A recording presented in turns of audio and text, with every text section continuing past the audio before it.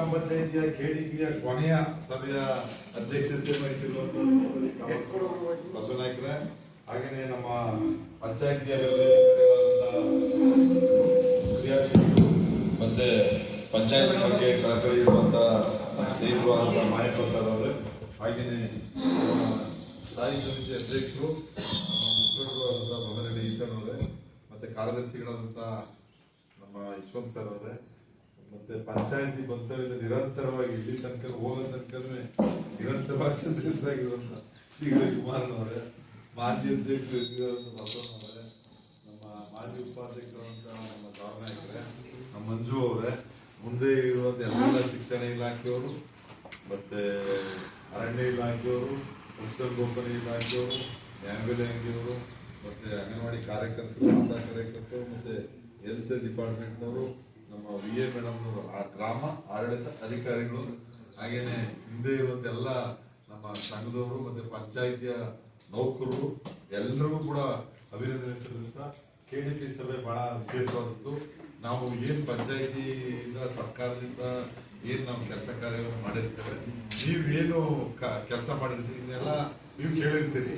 ನಾವು ನಿಮ್ಮ ಹತ್ರ ಮಾಹಿತಿಯನ್ನು ಪಡಿಬೇಕಲ್ಲ, ಏನೇನು ಇಂಪ್ಲಿಮೆಂಟ್ ಮಾಡಿದಿರಿ, ಏನೇನು ಕೆಲಸ ಮಾಡಿದಿರಿ, ಸರ್ಕಾರದ ಯೋಜನೆಯನ್ನ ಏನೇನು ಜಾರಿಗೆ ಸರ್ಕಾರ ಮಾಡೋದನ್ನ ಜಾರಿಗೆ ತಂದಿದ್ದೀರಿ, ಮತ್ತೆ ಇವೆಲ್ಲ ಜನಗಳಿಗೆ ಕೈ ಸಿಗ್ತಾ ಇದೆಯಾ ಅಂತ ಹೇಳಿ ನಮ್ಮ ಸ್ಥಳೀಯ ಸರ್ಕಾರದ ಅಧ್ಯಕ್ಷರು, ಸ್ಥಳೀಯ ಸರ್ಕಾರ ನಮ್ಮ ಗ್ರಾಮ ಪಂಚಾಯತ್ ಸ್ಥಳೀಯ ಸರ್ಕಾರ ಇದರ ಅಧ್ಯಕ್ಷರು, ಮತ್ತೆ ನಮ್ಮ ಪಂಚಾಯತ್ ಅಭಿವೃದ್ಧಿ ಅಧಿಕಾರಿಗಳು, ಸ್ಥಾಯಿ ಸಮಿತಿಯ ಅಧ್ಯಕ್ಷರು ಎಲ್ಲ ಸೇರಿ ನಿಮ್ಮ ಹತ್ರ ಮಾಹಿತಿಯನ್ನು ಪಡೆದು ಇನ್ನೇನು ಮಾಡಬೇಕು, ನೀವೇನು ಮಾಡಿದಿರಿ, ಸರ್ಕಾರಿ ಯೋಜನೆಯನ್ನ ಏನ್ ಜಾರಿಗೆ ತಂದಿದ್ದೀರಿ, ಡೆವಲಪ್ಮೆಂಟ್ ಏನ್ ಮಾಡಿದಿರಿ, ಮತ್ತೆ ನಾವು ಇನ್ನೇನಾದ್ರೂ ಕೂಡ ಯಾವ್ದು ಗೊತ್ತು ಕೊಡಬೇಕು ಅನ್ನೋದನ್ನ ಸಮಗ್ರವಾಗಿ ನಮ್ಮ ಪಂಚಾಯಿತಿಯ ಅಧ್ಯಕ್ಷರು ಮತ್ತೆ ನಮ್ಮ ಪಂಚಾಯಿತಿ ಅಭಿವೃದ್ಧಿ ಅಧಿಕಾರಿಗಳಂತ ನಮ್ಮ ಮಾಯಪ್ಪ ಸರ್ ಮತ್ತೆ ನಮ್ಮ ಅಧ್ಯಕ್ಷ ಕಾಮನ್ ಸರ್ ಅವರು, ನಮ್ಮ DK ಈಶ್ವರನವರು ಎಲ್ಲರೂ ಸೇರಿ ಒಂದು ಸಭೆಯನ್ನ ಕರೆದಿದ್ದಾರೆ.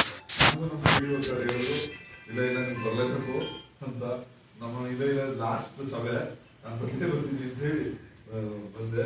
ನೀವೆಲ್ಲರೂ ಕೂಡ ಇಲ್ಲೇ ಕೋವಿಡ್ ಇದ್ದ ಸಮಯದಲ್ಲಿ ನಾವ್ ಯಾಕೆ ಹೇಳಿದ್ರೆ ಸರ್, ನಮ್ಮ ಕೋವಿಡ್ ಸಮಯದಲ್ಲಿ ಒಬ್ಬರು ನೋಡಂಗಿರ್ಲಿಲ್ಲ, ಒಬ್ಬರನ್ನ ಮಾತಾಡ್ಸಂಗಿರ್ಲಿಲ್ಲ, ಮತ್ತೆ ನಾವು ಮಾನವರಾಗಿ ಬದುಕಿದೀವ ಅಂತೇಳಿ ಅಂತ ಭಾವನೆ ಟೈಮ್ನಲ್ಲಿ ಎಲ್ಲ ನಮ್ಮ ಆಶಾ ಕಾರ್ಯಕರ್ತರು ಮತ್ತೆ ಅಂಗನವಾಡಿ ಕಾರ್ಯಕರ್ತರು ಎಲ್ಲ ನಮ್ಮ ನರ್ಸ್ಗಳು ಮತ್ತೆ ಸರ್ಕಾರ ಎಲ್ಲರೂ ಕೂಡ ಸೇರಿ ಅವತ್ತು ನಿರಂತರವಾಗಿ ಮಹಿಳಾ ಸ್ವಸಹಾಯ ಸಂಘ ನಮ್ಮ ನಂದಿನಿಯವರು ಮತ್ತೆ ಟೀಮ್ ಅವರೆಲ್ಲರೂ ಸೇರಿ ಅಂತ ಸಂದರ್ಭದಲ್ಲಿ ನಿರಂತರವಾಗಿ ನಮ್ಮ ಎರಡು ಟೈಮ್ ಅಲ್ಲೇ ನಾವು ವಹಿಸ್ಕೊಂಡಿದೀವಿ, ನಾವು ಘಾಟಿ ಮಾಡಿಸ್ಕೊಂಡಿದೀವಿ, ಮತ್ತೆ ಅನೇಕ ಕೆಲಸ ಕಾರ್ಯವನ್ನು ಮಾಡುವಾಗ ನಿರಂತರವಾಗಿ ನಮ್ಮ ಪೌರ ಕಾರ್ಮಿಕರು ಅವರು ಕೂಡ ಅಷ್ಟೇನೆ ಪ್ರಾಣದ ಅಂಗನ್ನು ಬಿಟ್ಟು ಅವರೆಲ್ಲರೂ ಕೂಡ ಅವ್ರನ್ನ ಜನಗಳನ್ನ ಸೌಕರ್ಯವನ್ನ ಮತ್ತೆ ಅವರ ಆರೋಗ್ಯ ದೃಷ್ಟಿಯಿಂದ ಪಾಪ ಅವ್ರಿಗೆಲ್ಲ ಇಂಜೆಕ್ಷನ್, ಕೋವಿಡ್ ಇಂಜೆಕ್ಷನ್ ಕೊಡೋದು, ವ್ಯಾಕ್ಸಿನ್ ಕೊಡೋದ್ರಲ್ಲಾಗ್ಬೋದು, ಇಂಜೆಕ್ಷನ್ ಕೊಡೋದ್ರಲ್ಲಾಗ್ಬೋದು, ಮನೆಯಿಂದ ಕರ್ಕೊಂಡು ಹೋಗಿ ಸೇರಿಸುವಂತ ವ್ಯವಸ್ಥೆ, ಮತ್ತೆ ಅನೇಕ ಜನ ನಮ್ಮ ಬೊಮ್ಮೆನಹಳ್ಳಿ, ನಾಗವಾದಲ್ಲೂ ಕೂಡ ಕಾಮಕರು ಕೂಡ ತೀರೋಗ್ಬಿಟ್ರು. ಅಂತ ಸಂದರ್ಭದಲ್ಲೂ ಕೂಡ ಪ್ರಾಣ ಬಿಟ್ಟು ನಾವೆಲ್ಲರೂ ಕೂಡ ಹೋರಾಟ ಮಾಡಿದಿರಿ, ಮತ್ತೆ ನಮ್ಮ ಜನಗಳನ್ನು ಕೂಡ ಕಾಪಾಡಿದಿರಿ. ಅದಕ್ಕೆ ನಮ್ಮ PDO ಸರ್ ಎಲ್ಲ ಬರಲೇಬೇಕು ಅಂತಂದ್ರು. ಹಾಗಾಗಿ ನಿಮ್ಮೆಲ್ಲರಿಗೂ ಕೂಡ ಅಭಿನಂದನೆ ತಿಳಿಸೋಣ. ಮತ್ತೆ ಅನೇಕ ಕಾರ್ಯಕ್ರಮವನ್ನು ಕೂಡ ನಮ್ಮ ಪಂಚಾಯತಿ ವತಿಯಿಂದ ನಿಮ್ಮೆಲ್ಲರೂ ಗಟ್ಟಿಯಿಂದ ಇರೋದಕ್ಕೇನೆ ಇವತ್ತು PDO ಅವರಿಗೆ, ಅಧ್ಯಕ್ಷರಿಗೆ, ನಮ್ಗೆಲ್ಲರಿಗೂ ಕೂಡ ನಮ್ಮ ಪಂಚಾಯತಿಗೆ ಒಳ್ಳೆ ಹೆಸರು ಬಂದಿದೆ. ಅಂದ್ರೆ ಟೀಮ್ ಸ್ಟ್ರಾಂಗ್ ಆಗಿರ್ಬೇಕು. ಟೀಮ್ ಸ್ಟ್ರಾಂಗ್ ಆಗಿದ್ರೆ ನಾವು ಮುಂದೆ ಹಾಕ್ಸ್ಬೇಕು ಸರಿ, ನಮ್ಮ ಒಬ್ಬರಿಸ್ಕೊಳ್ಳೋಕ್ಕೂ ಸರಿ. ನೀವೇ ಗಟ್ಟಿ ಇಲ್ಲ ಅಂದ್ರೆ ಹಾಕ್ಸ್ಕೊಳಕ್ಕಾಗಿದ್ದ ಮೇಡಮ್ ಅವರೇ.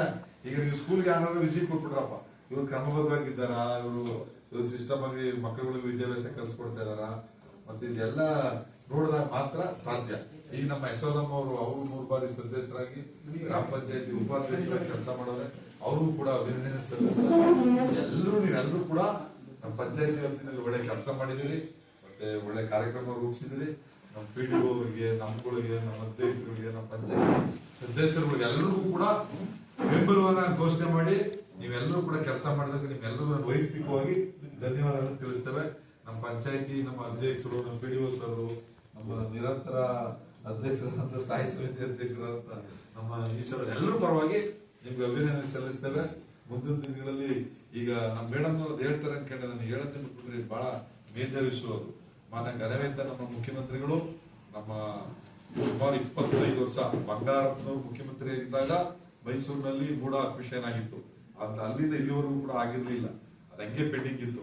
ಆದ್ರೆ ಈಗ ನಮ್ಮ ಮುಖ್ಯಮಂತ್ರಿಗಳು ಸಿದ್ದರಾಮಯ್ಯನವರು 2ನೇ ಬಾರಿ ಮುಖ್ಯಮಂತ್ರಿ ಆದ್ಮೇಲೆ ನಮ್ಮ ಜಿಲ್ಲೆಯಲ್ಲಿ ಗ್ರೇಟೆಡ್ ಮೈಸೂರಿನ ಬೃಹತ್ ಮೈಸೂರು ಮಹಾನಗರ ಪಾಲಿಕೆ ಜೊತೆಗೆ ನಮ್ಮ ಪಂಚಾಯತಿ ವ್ಯಾಪ್ತಿನಲ್ಲಿ ಸಿದ್ದರಾಮಯ್ಯ ಸಾಹೇಬ್ ನಮ್ಮ ಪಂಚಾಯತಿ ವ್ಯಾಪ್ತಿನಲ್ಲಿ ಮತ್ತೆ ಪಕ್ಕದ ಪಂಚಾಯತಿ ಎರಡನ್ನೂ ಸೇರಿಸಿ 2,500 ಎಕರೆಯನ್ನ ಮೂಡಾಗೆ ಪ್ರಸ್ತಾವನೆ ಸಲ್ಲಿಸಿ ಇನ್ನೇನು ಅದು ಅಕ್ವಿಷನ್ ಆಗ ಮೂಮೆಂಟ್ ಇದೆ. ಮತ್ತೆ 4-1, 6-1 ಅದೇನು ಆಗ್ಬೇಕಾಗಲ್ಲ, ಅದ್ರ ಬಗ್ಗೆ ಅಷ್ಟು ಮಾಹಿತಿ ಇಲ್ಲ ಸರ್.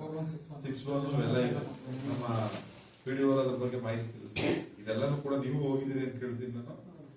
ನಮ್ಮ ಮೂಡ ಕಮಿಷನರ್ ಎಲ್ಲ ಸೇರಿ ಇವತ್ತು ಮಾನ್ಯ ಮುಖ್ಯಮಂತ್ರಿಗಳು ಅದನ್ನ ಗುರುತಿಸಿ ಒಂದು ದೊಡ್ಡ ಮೂಡ ಬಡಾವಣೆಯನ್ನ ಒಂದು 2,500 ಎಕರೆನಲ್ಲಿ ಮಾಡಬೇಕು ಅಂತೇಳಿ ಮಾನ್ಯ ಘನವೇಂದ್ರ ಮುಖ್ಯಮಂತ್ರಿ ಸಾಹೇಬರು ತೀರ್ಮಾನ ಮಾಡಿದ್ದಾರೆ.